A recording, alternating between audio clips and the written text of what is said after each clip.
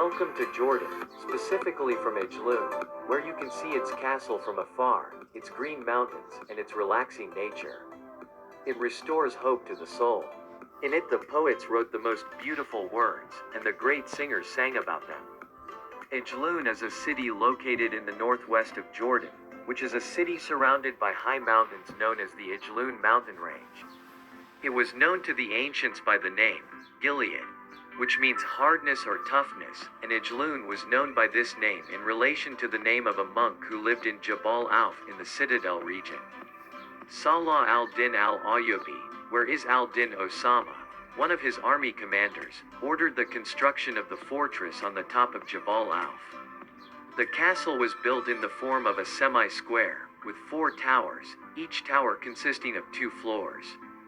After the Battle of Haddon, 2 towers were added, located to the right of the entrance to the castle, and there is a museum inside the castle that contains many wonderful artifacts. The citadel was hit by devastating earthquakes in 1837 and 1927, but it remained steadfast to be a living witness to the genius of Islamic military engineering.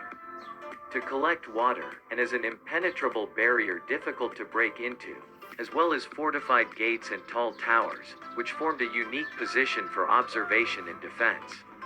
There are many corridors and narrow corridors in the castle, and the spacious halls that were sleepers for soldiers and stables for Ayyubid horses, in addition to water wells that can accommodate thousands of cubic meters of rainwater. Ajloun is characterized by the mountainous nature of varying heights, its picturesque terrain, its stock of dense forest trees, pine and oak forests, as well as the mild weather in summer and cold in winter, as this climate works to attract tourism throughout the year. Here is the purest air and the most place where you find yourself. Here in Ajloun, you will find all the means of comfort. On our tour, we discovered that Ajloun is the jewel of Jordan after Petra, and it has many monuments and sites worth visiting.